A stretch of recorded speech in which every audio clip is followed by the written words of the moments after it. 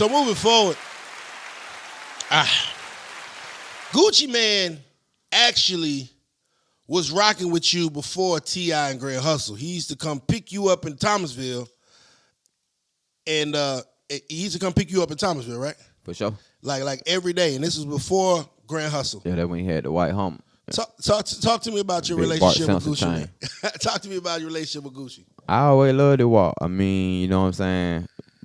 With Zay ushering me in, it was just like I was almost in his inner circle, you know what I'm saying? Because him and Zay was working so closely. And with Zay just seeing my talent and just ushering me in and saying, come on, you know what I'm saying? This kind of put me in the arena of, you know what I'm saying, Guwap. So I know Wap used to hear my music, you know what I'm saying? Used to hear stuff like when Zay was working with me, like, who this here right here? They going crazy, you feel me? And as we working with Zay, you know we gonna cross paths, you know what I'm saying? For And sure. so I guess he seen what Zay seen in me and believed in me, and he started to believe, and you know he started coming to get me, go to the studio, record records. I already had records. I got it out at that time, going crazy. You feel me? Every club you went in, I got it. Shout out to the boy Zay, and I just think everything Zay seen in me. Yeah.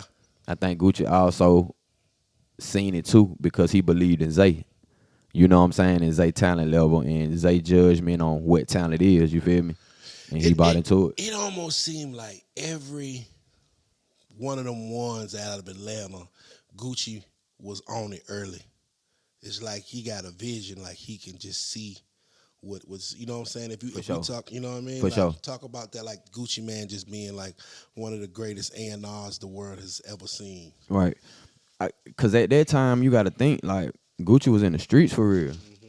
So that's what happened. Like, when you in these hole-in-the-wall clubs and you really coming outside and you really in the streets, it's like you get a whiff of what's going on. You know what I'm saying? Because that's where a lot of the records at that time was getting broke at. Like, you had to go to these spots that was considered dangerous. You know what I'm saying? All these spots I was performing at, everybody had their pistols on them in the club. I remember hearing that them kind of spots. You went to like a club a night, like every day for like a month or something like that, every night performing. Yeah, I already had like, okay, I was just going out on some, I gotta just pop it, you feel me, to get in. And that's how I seen everybody else doing it before me, even the young Rouse, everybody who had records that I was in the streets who was, you know, grinding, if I seen that same formula. And so it was like 3-4 clubs a night, you know what I'm saying? It was like, go to the Libra, lead the Libra, catch the Coco Loco, lead the Loco, try to catch the after hour spot. But I'm going to grab the mic in every spot I go in.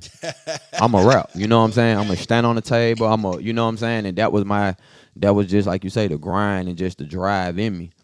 And so that same drive really just transferred over. Once I got the Grand Hustle, it was like the same thing.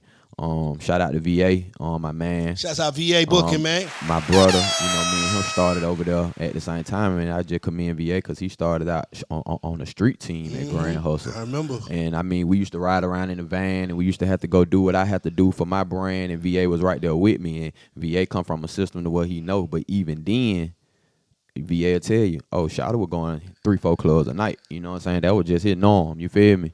Like you say, that was how we knew to get the records hot, and that's how you stood behind your record in Atlanta. You had to be there. If a can't see you in the club and your record was playing, it was like, you wasn't talking about nothing. Now, I remember me and you went to like 3 clubs one night. We just did a mad dash throughout the South Carolina, Georgia area. For sure. The work ethic has always been there. For sure. You know what I'm saying? The hustle has always been there. For sure.